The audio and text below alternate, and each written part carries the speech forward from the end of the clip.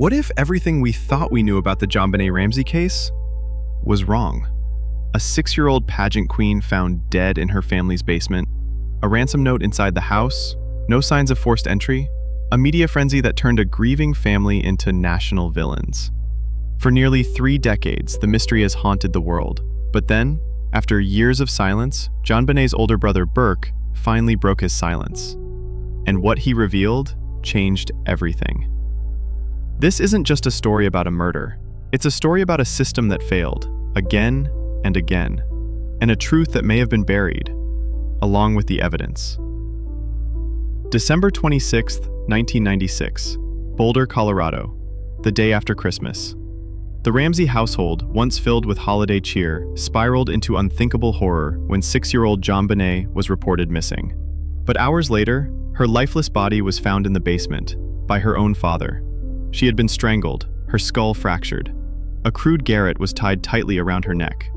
There was a ransom note demanding exactly $118,000, eerily close to John Ramsey's Christmas bonus. There were no signs of forced entry, and the note was written on a notepad from inside the home. Worse, the body had been there all along, in their own house, while police were upstairs. And when John Ramsey carried her out of the basement, investigators knew immediately. This case wasn't going to be easy. The investigation fell apart before it even began. The house wasn't secured. Friends and family walked in and out. Police didn't separate witnesses. Evidence was trampled, ignored, even moved. And in the middle of it all, a grieving father carried his daughter's body, unknowingly wiping away critical forensic clues. It wasn't just a mistake. It was a disaster. Crucial areas like the basement wine cellar were left unchecked for hours. Officers even told John Ramsey to look around himself. The first detective on the scene would later call the response catastrophic. Boulder's police chief admitted it publicly. The family wasn't treated like suspects, but they weren't treated like victims either. And the damage? It was permanent. If the police didn't destroy the case, the media almost certainly did. Within days, the Ramseys were front-page villains. Patsy, the glamorous mother, was painted as a controlling pageant mom. John was accused of unspeakable things with zero evidence, and Burke, the quiet 9-year-old, became the internet's favorite scapegoat. News anchors speculated, tabloids lied. Geraldo Rivera aired a mock courtroom segment, putting the family on trial with no proof. Patsy's every tear, John's every glance, Burke's every smile, they were all dissected and spun into guilt. No one cared about facts, they cared about ratings. The pressure became unbearable. And the truth? It got buried under the noise. Why did suspicion focus so quickly on the family? Because everything seemed off. The ransom note was 2.5 pages long, written on their own notepad with a pen from their own kitchen. It asked for the exact amount of John's bonus, which only a handful of people even knew. There were no signs of forced entry, no footprints in the snow, no broken locks or open windows, and the murder weapon? A piece of Patsy's own paintbrush. Handwriting analysis was inconclusive, but inconclusive wasn't enough to clear her name. It was enough to raise eyebrows.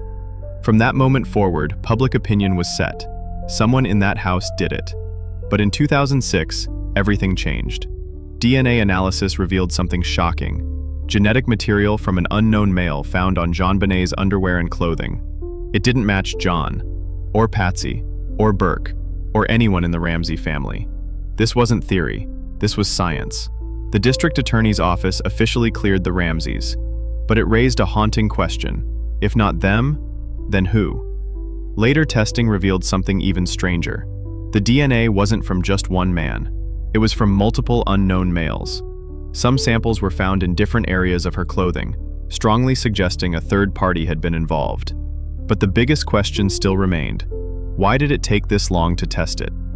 For nearly 20 years, Burke Ramsey stayed completely silent. No interviews, no documentaries, not even a public statement. Until 2016, when he finally appeared on Dr. Phil, and the internet exploded. Burke didn't just deny his involvement. He called the media out for painting him as a murderer before he even hit puberty. He said he stayed silent because, quote, "I don't want people talking about me. I'd rather tell my own story." He insisted he had been in bed that night, that he thought JonBenet was hiding somewhere, not missing. that his odd facial expressions during past interviews were nervous reactions, not guilt. But to many viewers, his demeanor still felt off. Even with DNA evidence, the theories refused to die. The most persistent, that Burke accidentally killed his sister in a childish outburst, and that the parents staged the scene to protect him. The CBS documentary, The Case of JonBenet Ramsey, pushed this theory hard. So hard, in fact, that Burke sued them for $750 million. The case settled quietly, but the damage was already done. Other theories pointed to a stalker, a predator from the pageant circuit, or a drifter who entered the house during the chaos of the holidays. But with no suspects and no arrests, speculation continues to thrive. Through it all, one man never stopped fighting: Jon Ramsey.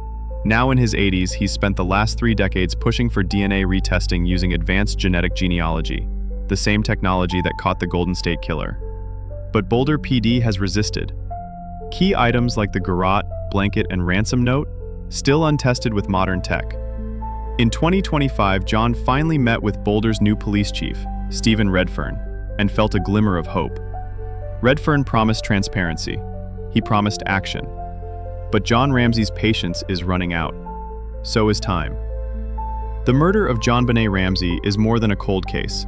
It's a reflection of what happens when justice is rushed, fumbled, and politicized. A family was shattered. A little girl's name became tabloid fodder. And a killer, possibly more than one, is still free. Nearly 30 years later, we still don't know who ended JonBenet's life. But maybe the better question is, how close were we to knowing?